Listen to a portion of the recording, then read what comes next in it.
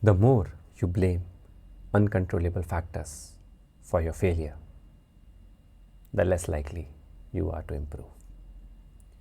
When things do not go as per plan, many people have a habit of blaming it on external factors or any other factor which was not in their control. Why does this happen? Let's look at the reasons one by one. First reason why this happens is external attribution. This is a tendency of people to attribute one's failure to external factor.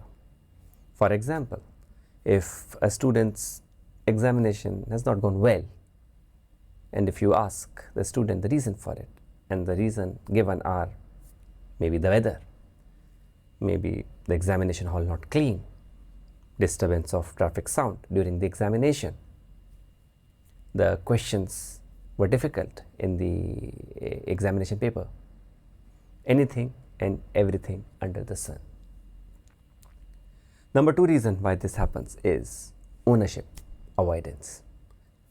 This is a tendency to evade responsibility for one's own actions, decisions, and consequences. This relates to the first point as well, where not so nice things are happening due to other people and other factors. Number three reason why this happens is introspection avoidance. This is a tendency to avoid doing introspection and understand what went right or what went wrong. Of course, we are in a world where the attention span of people have gone down, and sitting idle for 60 seconds is difficult for people. So expecting anyone to sit with themselves to introspect is also unlikely. Without introspection, there can never be a course correction.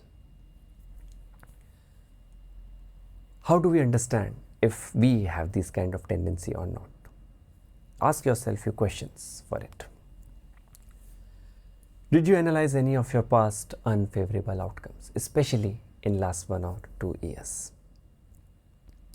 Understand your own pattern from last 2 to 3 unfavorable outcomes. What were the reasons for it? Write them down. If anything more than 70% of it is uncontrollable factor, then my friend, you may have this tendency. Another question which can be asked is, when was the last time you took ownership of a task without any excuses or reasons or explanations? It can be in personal as well as professional life. What actions can we take to ensure this does not happen with us or we does not fall into this trap? Let's look at our action framework for today.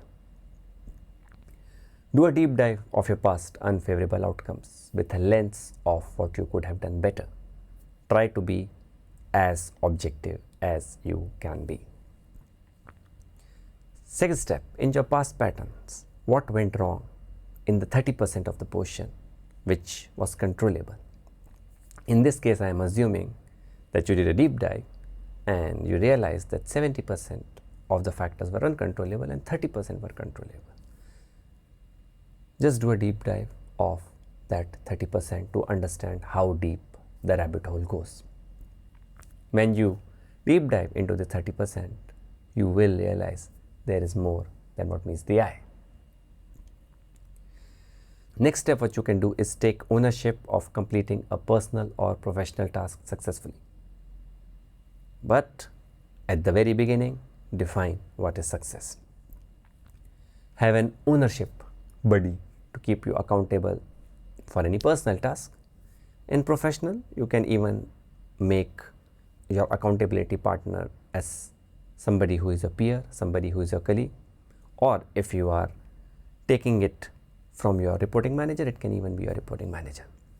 Report to them, whether it's your ownership buddy or your reporting manager, whether you did it or not successfully.